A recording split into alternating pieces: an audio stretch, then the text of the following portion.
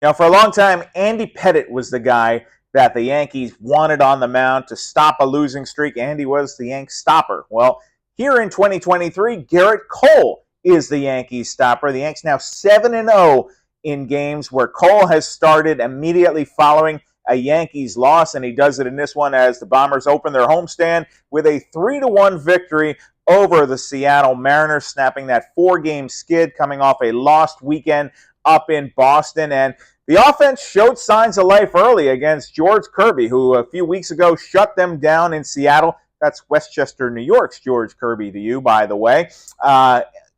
Billy McKinney had a 2-run homer, and Anthony Rizzo had an RBI double in the first inning, first of 3 hits on the day for Rizzo. That ties a season high for him. But the story in this one is Cole all the way. He went 7 1/3 innings and held the Mariners to 1 run. And you really want to zoom in on that exchange with Jose Caballero in the 7th inning there. He gets ahead of Caballero 0-2 and is clearly irked by Caballero kind of using batter timeouts, moving around in the box.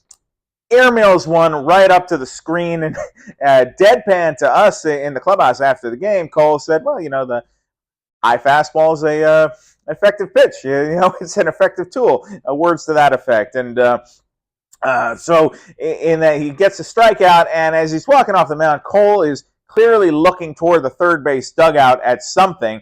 And what he told us was that he saw Scott Service, the Mariners manager, kind of wagging his finger like that. And so Cole gave it right back to him. It's hilarious. It's a great clip if you go look at that. And there was some jawing and extracurriculars back and forth. But Cole giving him the Mutombo kind of, with that kind of condescending smirk was very funny.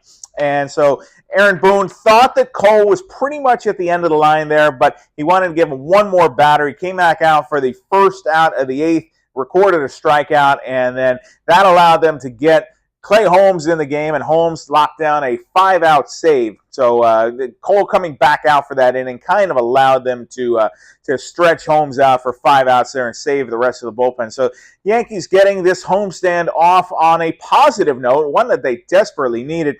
Earlier in the day, I'm sure you've seen some of the clips there, Brian Cashman held court, and it was a busy afternoon on the field here as DJ LeMahieu, Giancarlo Stanton, Anthony Rizzo, all those guys were out for extra BP, and Cashman was out there too, and kind of giving the lay of the land, talking a little bit about the state of the team, and of course, still have no timetable on when Aaron Judge will return, but the positive is they've now won for the 5th time since he crashed into that wall in Los Angeles. So 13 games in all, and they've won 5 of them. So clearly something they need to continue to turn around here. But for one night, the finger pointing may have subsided, the finger wagging that you all, certainly, I've read it, and it certainly has been pointed at the Yankee front office about roster construction and depth of this team. Well, great pitching solves a lot of those problems, doesn't it? And so you can't do it every night.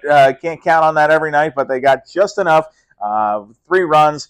That's basically been their cap here in the Judgeless era. So 3 runs gets it done here with Cole and Clay Holmes. So that's the hokey pokey. That's what it's all about. So from Yankee Stadium, your final score once again, the Yankees 3 and the Mariners 1. We'll be right back at it tomorrow against Seattle as Johnny Brito will be activated, and he'll be called up from AAA. Yankees optioning Matt Crook after this one. So we'll see you tomorrow from Yankee Stadium. Good night.